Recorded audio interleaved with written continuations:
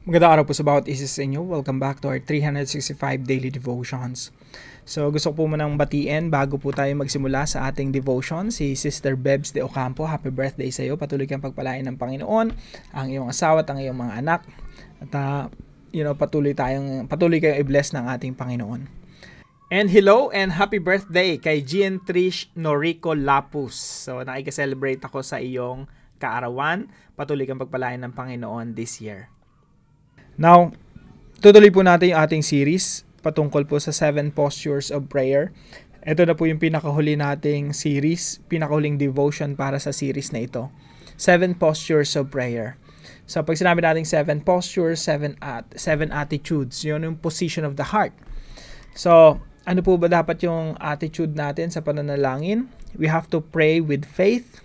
We need to pray with a humble heart. We need to pray with thanksgiving.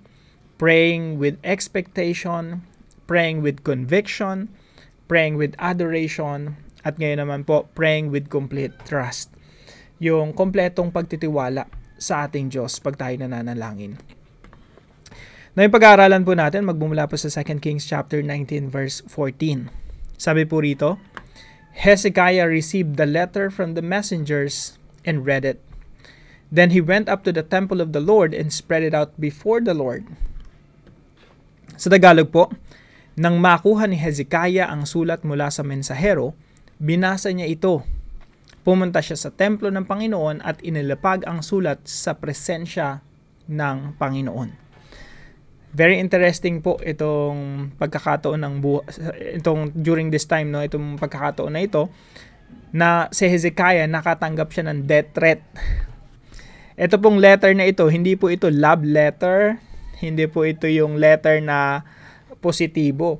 Ito pong letter na ito ay negatibo. Death threat po ito. Si Hezekiah po ay hari ng Israel, hari ng Judah. At yung sumulat kay Hezekiah ay si Sennacherib. Si Sennacherib po ay isang imperyo, malawak na imperyo, makapangyarihan. At lahat po ng mga hari, pag hindi sumusunod, pinapatay niya. At itong death threat po na ito, matatagpuan po ito sa mga naunang talata.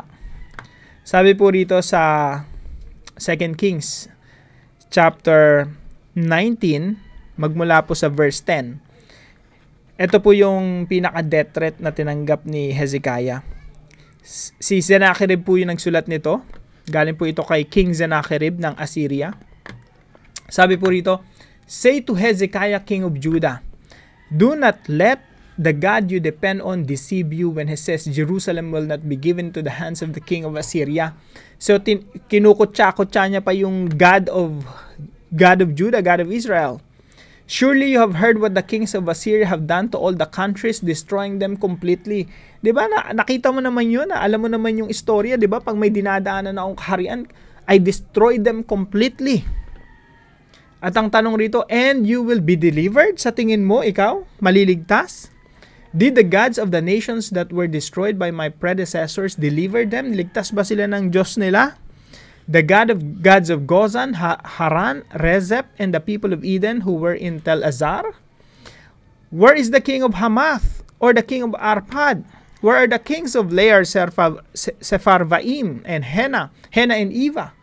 Wala na silang lahat. So ito ang tinanggap na death threat. Winawasak ko lahat ng mga bansa na ayaw magpasakop sa akin. Kaya nung tinanggap ni Hezekiah yung letter, ang ginawa niya, inilapit niya sa Panginoon, isinumbong niya sa Panginoon. Nang makuha ni Hezekiah ang sulat mula sa mensahero, binasa niya ito, pumunta siya sa templo ng Panginoon at inilapag ang sulat sa presensya ng Panginoon. So isipin niyo po yan. By the way, yung Assyria during that time, ito yung pinakamakapangyarihang imperyo during that time. At sila yung umimbento ng samot-saring, crimes against humanity. Lahat ng unimaginable na pwede mong gawing masama sa kapwa mo, ginawa nitong mga Assyrians na ito. Napakalulupit nitong mga tao na ito. Kaya si Hezekiah, nung tinanggap niya yung death threat from the king, wala siyang ibang magawa kundi magsumbong sa Panginoon. Sabi niya, eto, dadaling ko to sa presensya ng Panginoon. Now, ito po yung una nating teaching ngayong umaga. Number 1, there is only one living God. meron lamang isang buhay na Diyos. Now, pag tinignan niyo po yung usapan ni Hezekiah, yung panalangin ni Hezekiah, dito sa mga sumusunod na mga verses, medyo mahaba po ito.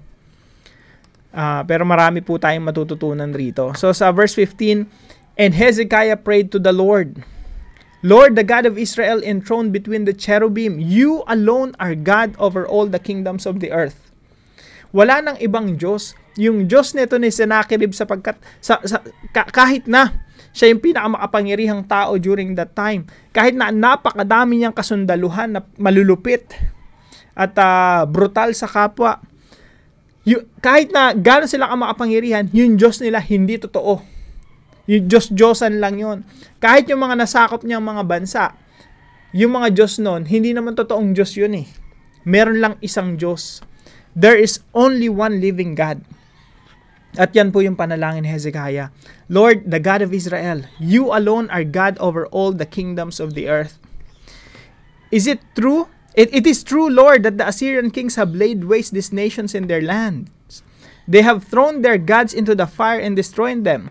For they were not gods, but only wood and stone. Sabi niya, lahat naman ng mga Diyos-Diyosan na sinakop nito, hindi naman talaga mga Diyos eh. Diyos-Diyosan lang talaga. Wood and stone fashioned by human hands. Now, Lord our God, deliver us from his hand, so that all the kingdoms of the earth may know that you alone, Lord our God, there's only one living God.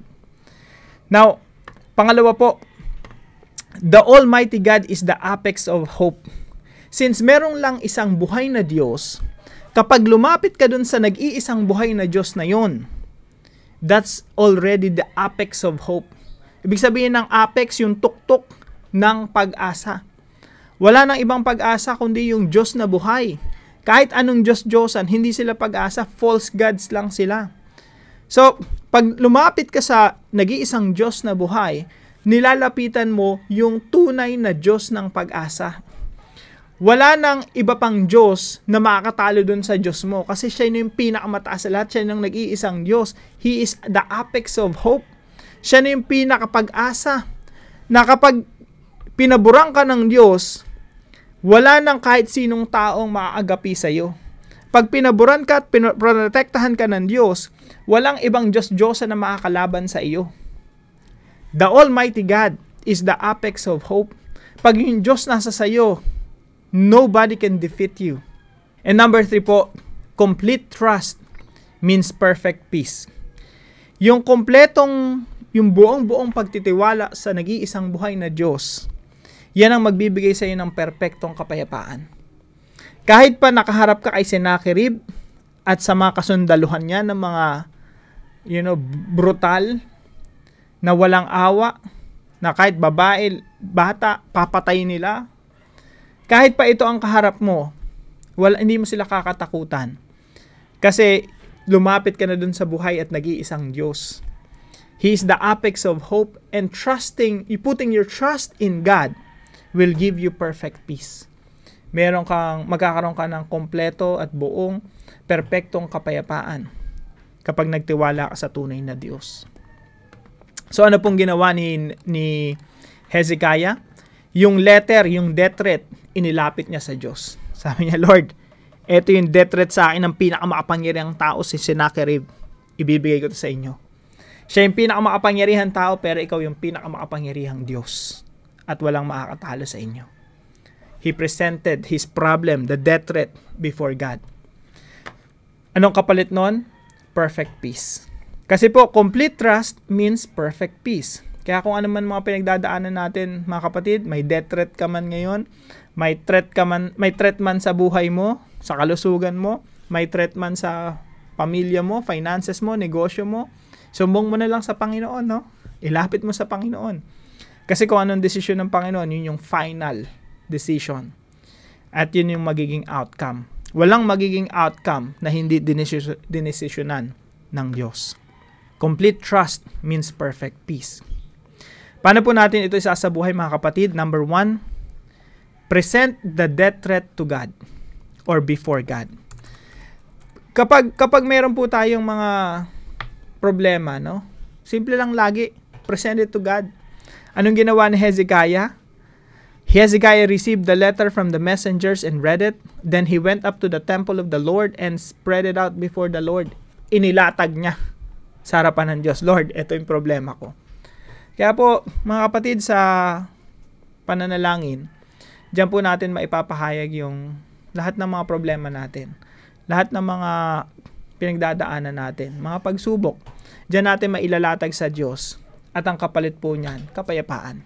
Present the death threat before God. Kung ano mang threat na tinatanggap mo ngayon, ipresenta mo sa Panginoon. And number 2 po, pray to God for He alone is our hope. Ipanalangin natin sa Diyos lahat ng ating mga, kabaga worries. Napakahirap sa Tagalog, no?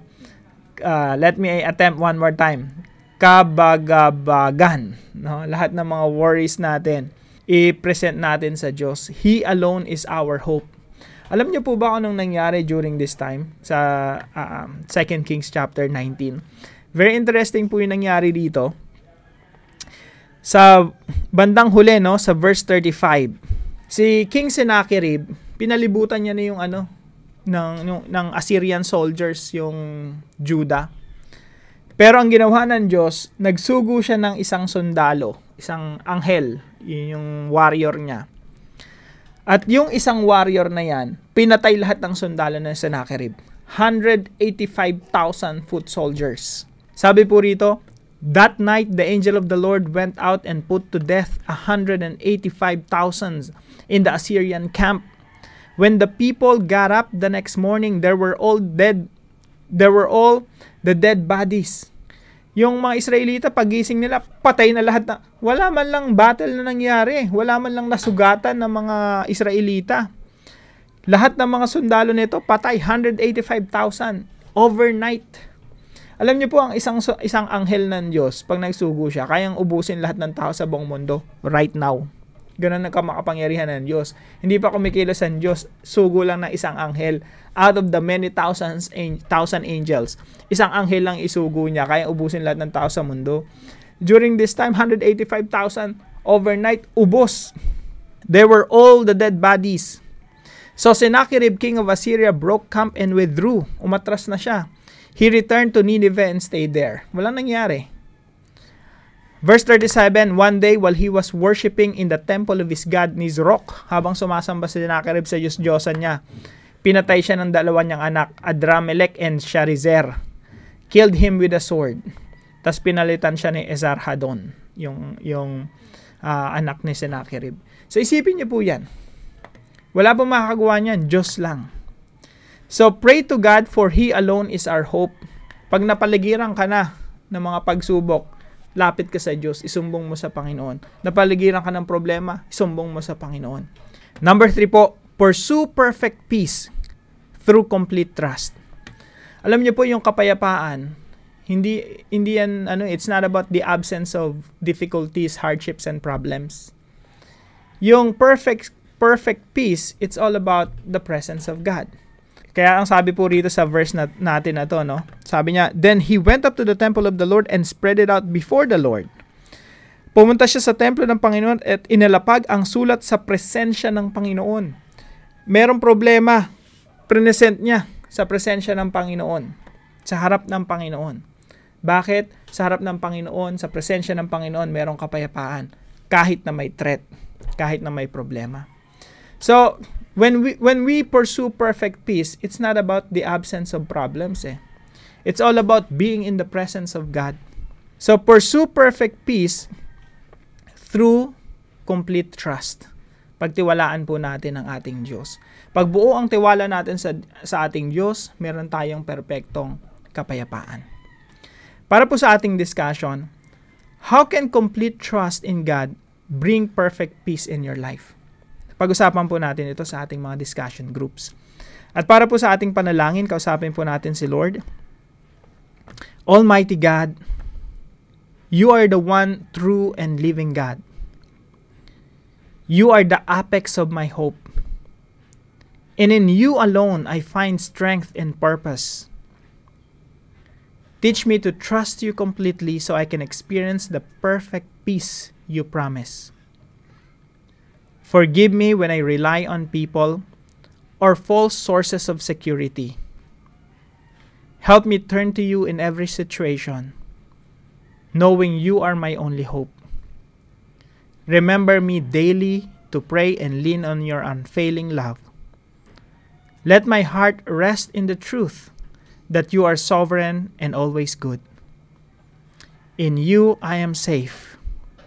In Jesus' name, amen and amen.